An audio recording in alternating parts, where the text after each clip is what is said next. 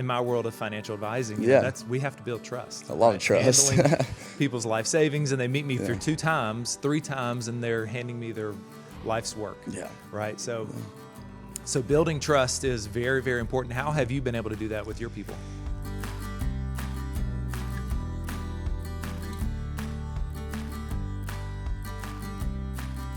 I'm Brandon Bowen, and I'm over in Charleston, South Carolina. Have you ever been to Charleston? I haven't been to Charleston, but I do.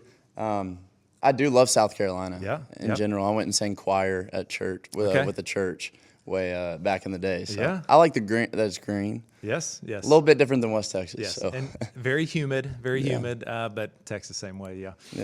So you mentioned church, and that's where I wanted to start because I did a little reading up, and so is everybody in your band from your church? That so when we got started, it was kind of on accident, but my whole band for like the first 6 months, they would play with me and they'd play at the church. And I met a drummer that played at the church, and then I met a lead player that played at the church, and then the other lead player, and then we got a sound guy from the church, and it all came together.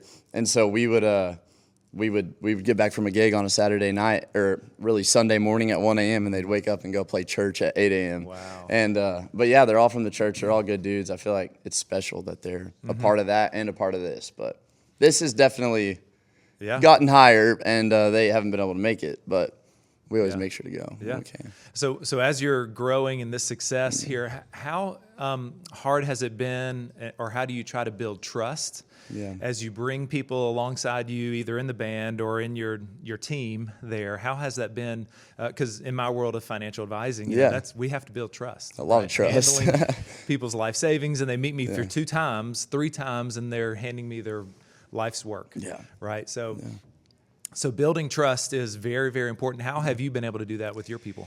I feel like the most important thing that you can do or that I do is be transparent, and tell them the truth, whether it's good or whether it's bad, telling them the truth. And if we're doing good and we're streaming 10 million streams a week, or if we're doing 1 million streams a week or 10 streams a week, it's like, y'all got to know. If we're playing this show, y'all got to know. If this is what's going on in my life, like, y'all got to know. And then they feel comfortable to tell me, because I'm telling them my ups and my lows and everything. So I feel like transparency. Transparency builds that trust. I mean, that is the loving thing to do. And of course, you can deliver it in more loving ways than others. Exactly. I also read, for all the city slickers out there listening, what does breaking cattle mean? Because it said that when you weren't making music, or that you were breaking cattle. So tell us what that is. Yeah, so we would have all the cattle, and then we would have the calves, and then we would take basically the calves once they're ready to wean, which means separate from their mothers and they don't need their mother's milk anymore. We'd put them in pens, and then you put halters on them, and they get treated like a human basically. Like, you're combing their hair every day, you're washing them, you are, from top to bottom, cleaning them up every day. They're sleeping in a barn.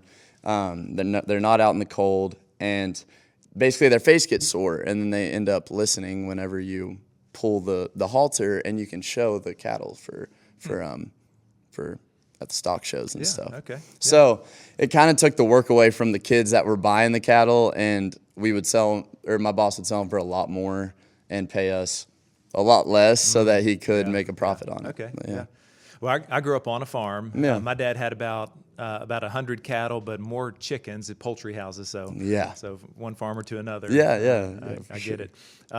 We had chickens back in the day, but they were not occupied or contained. They were roaming around. But ours were 24,000 birds per house. Oh wow! 8 houses, so big production there. So my last question would be, when I interview you again in 5 years, let's say, what is the one thing that you want me to ask you that, okay, did I do this in these next 5 years? What's like the biggest goal you have for the next 5 years? I think, so there's 2. There's one that's with the career, and there's one with myself, but that I'm the same person that I was when I sat here today, no matter how big or small it is. I feel like staying who you are from the beginning is the most important thing, and not losing. I am my crowd right now. I was a college kid 8 months ago, and that's extremely important to always be in those shoes, and I will need to grow up and you know, have kids of my own. But and then the second thing for my career, like, I think if your goal isn't to sell out stadiums, you're doing it for a wrong reason. So that'd be my goal. That's great. Well, keep doing it. Thank you. Yeah, off to a great start. Yeah. Wish you all the best. I appreciate y'all having me. Thank you. For sure.